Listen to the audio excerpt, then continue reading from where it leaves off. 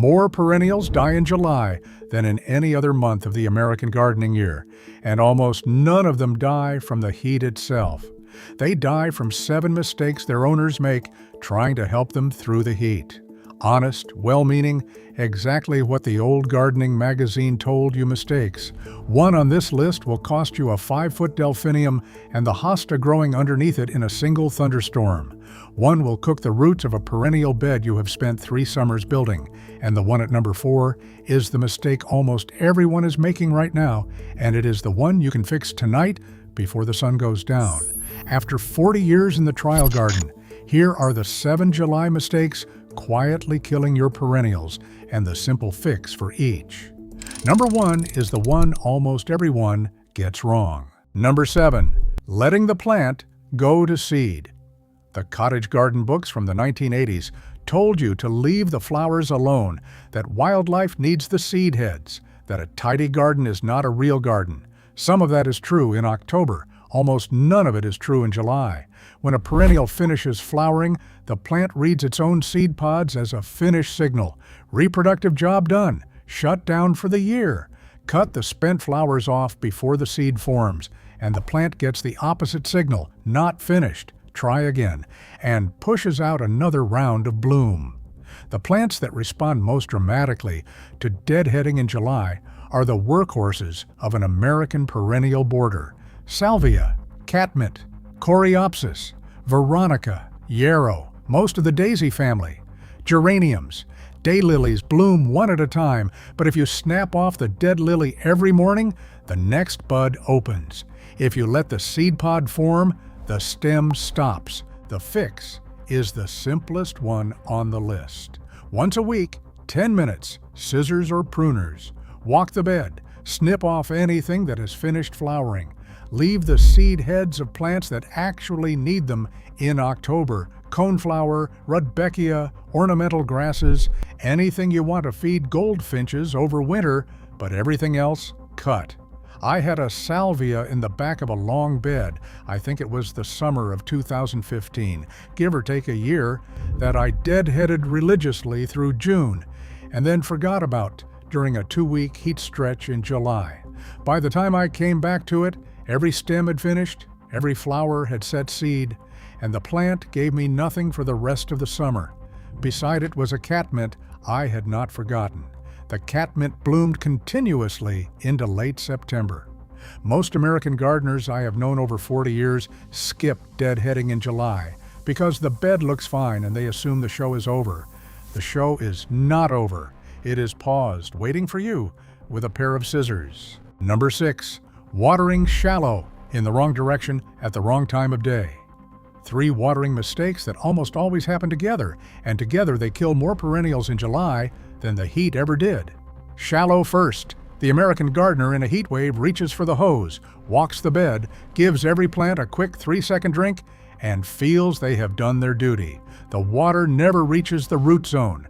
The water wets the top half-inch of soil, evaporates by lunch, and the roots stay where they have always been, close to the surface, dependent on the next shallow watering, never developing the deep root system that survives the next real drought. The fix is fewer waterings, longer, twice a week in the hottest stretch, 20 minutes per bed at low pressure. The water has to soak 6 to 8 inches deep before you stop. A finger pushed into the soil after the watering is the only honest test. Wrong direction next. You stand at the edge of the bed and aim the spray nozzle over the foliage because the plants look thirsty. The water hits the leaves, runs off the dust on the leaf surface, lands somewhere near the crown, and evaporates. Almost none of it gets to the roots. Worse, the wet foliage sits through a humid summer afternoon and develops every fungal disease in the catalog by August. Water at the soil, not on the leaves. A soaker hose threaded through the bed and turned on for 40 minutes. Does the job for almost no money. A long-handled watering wand aimed at the base of each plant does the same thing for free in a few extra minutes. Wrong time last. Evening watering after work feels logical and is wrong for the same reason wet foliage all night invites every disease that exists. Midday watering between 11 and 3 feels logical and is wrong because most of it evaporates before reaching the roots. The correct time is between 6 and 9 in the morning, when the soil is cool, the wind is calm, and the leaves dry by the time the sun gets hot. Show of hands in the comments, first two only, letting plants go to seed or watering them wrong. Which one have you caught yourself doing this summer, and what state are you gardening in? The pattern across the country tells me where each mistake hits hardest. Number 5, fertilizing your perennials in the middle of a heat wave. Picture this scene because almost every gardener over 50 has been in it. The bed looks tired. The leaves are paler than they were in June. A few plants are flowering less than they did. You think they need feeding. You walk to the shed, grab the bag of all-purpose synthetic fertilizer, scatter it around the crowns, water it in, and feel responsible. What you have actually done is poured salt onto a stressed plant. Most synthetic fertilizers, Miracle-Gro, Osmocote, the standard 10-10-10, are salts. The plant pulls them up through the roots, dissolved in water, the same way it pulls up plain water. In normal weather, the plant moves those salts into the leaves, uses them as plant food, and keeps growing. In a heat wave above 90 degrees, the plant has already shut down active growth. The roots cannot move water fast enough to cool the leaves. Adding a salty fertilizer at this moment forces the roots to absorb chemicals they cannot process, draws water out of the leaves rather than putting it in, and produces what gardeners call fertilizer burn. You will see fertilizer burn within 48 hours, crisp brown leaf edges, dead growth tips, wilt. A perennial that was tired but alive in the morning is dying in front of you by Friday. I learned this the year of the long heat wave, 2012, maybe 13. I had a row of bee balm looking tired by mid-June, and I scattered a fresh sprinkle of 10-10-10 around the crowns. The bee balm was dead within 5 days. 6 years of plants gone in less than a week. Not from the heat, from a fertilizer choice that would have been perfectly correct in April. The fix is the simplest possible. Stop fertilizing perennials between mid-June and Labor Day. They do not need it. They are not actively growing.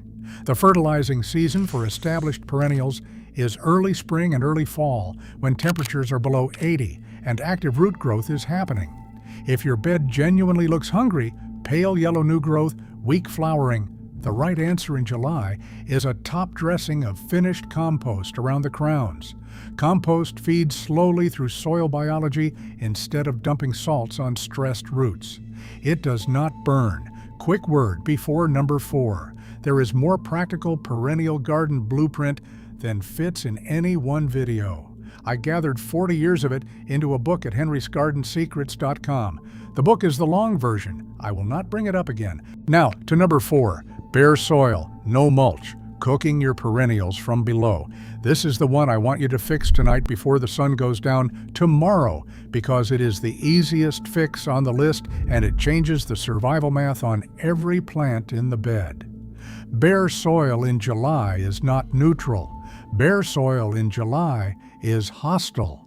The surface of an unmulched bed in direct American sun reaches 120 to 140 degrees by mid-afternoon. The top 2 inches of soil under that surface reach 95 to 110. The shallow feeder roots of every perennial in the bed, the same roots that pull up the water and the food, are sitting in heat the plant cannot live through. The plant has no way to tell you it is cooking from below. It just slowly stops blooming, and you spend the rest of the summer wondering why. Worse, bare soil loses water to evaporation at 3 to 4 times the rate of mulched soil. Every gallon of water you put on a bare bed in the morning, 3 gallons of equivalent moisture are gone by sunset. The plant is essentially being asked to live on a desert floor. A 2 to 3 inch layer of natural shredded hardwood mulch around the crown of every plant changes all of it.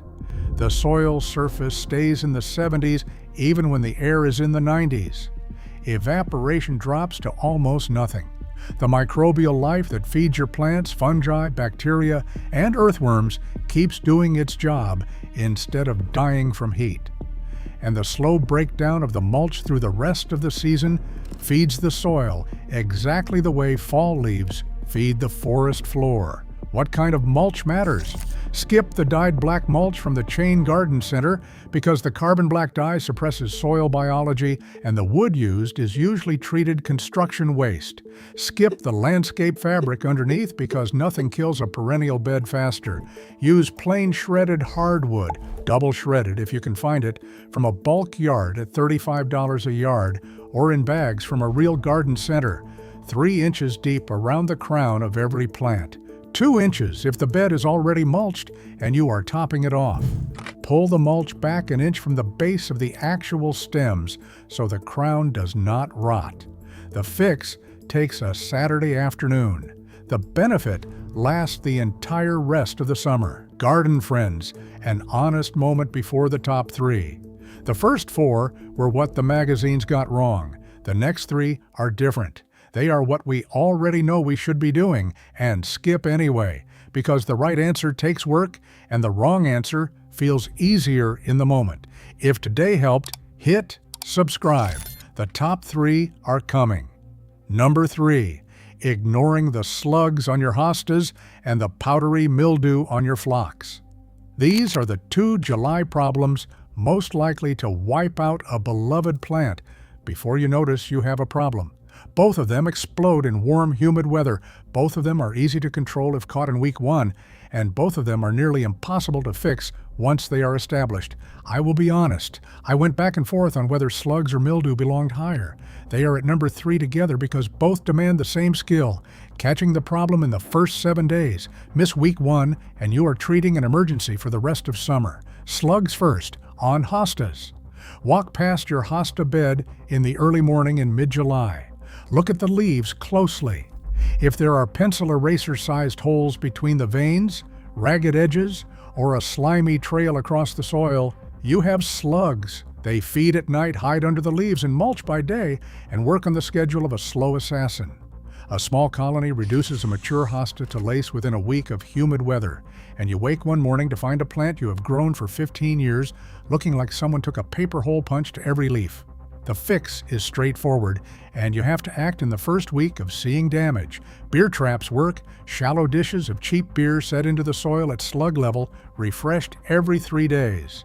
Iron phosphate slug pellets, sold as Sluggo or Sluggo Plus, work without harming pets, birds, or beneficial ground beetles. Avoid the metaldehyde-based products that are toxic to anything that ate the slugs after. Hand picking in the early morning with a flashlight works if the infestation is small. Then the powdery mildew on phlox and bee balm specifically. By mid-July, the lower leaves of garden phlox and older bee balm cultivars develop a chalky white film. Within 3 weeks, the entire plant looks like it was dusted with flour. Within 5 weeks, the lower foliage drops. The plant is a 5-foot stick with sad flowers on top, and the bed loses half its visual mass through August. The fix is early prevention, not late treatment. The week you see the first white film on a single leaf, that week, start treating. A spray of 2 tablespoons of baking soda, 1 teaspoon of horticultural oil, and 1 gallon of water, applied to the underside of the leaves once a week, prevents further spread. It does not cure existing infection. Cut off any leaf that already shows the white film and put it in the trash, not the compost. The spores overwinter in plant debris and come back angrier next year. Long-term answer for both: replace the older varieties that get destroyed every July with the named cultivars bred for resistance. David is the mildew-resistant phlox. Jacob Klein is the mildew-resistant bee balm. The plants exist, they are not expensive, and a single switch ends a problem you have been spraying for years. Number 2, planting or transplanting perennials in the middle of July heat. Every American garden center holds a July perennial sale. The signs say up to 50% off. The reason the perennials are on sale is that the garden center cannot keep them alive in their pots much longer, and the gardener walking out the door with 3 full carts is about to discover the same problem in her own yard. A perennial planted into hot, dry soil in the middle of a July heat wave does one of three things. It wilts within 3 days because its small root ball cannot draw water fast enough to replace what the leaves are losing. It develops transplant shock because the soil it came from was cooler and shadier than the soil it just landed in. Or it dies outright within a week because the small percentage of feeder roots that survive the move cannot establish in soil at 95 degrees. Wilt, shock, dead. 3 roads, same destination. I have watched gardeners walk out of the July sale with $40 worth of perennials and lose every single one by the end of the second week. I have done it myself. I think it was the summer of 2005, give or take a year, when I could not resist $3 off on a bare root Japanese iris. The iris was dead in 4 days, and I was the only one to blame. The fix is timing, not technique.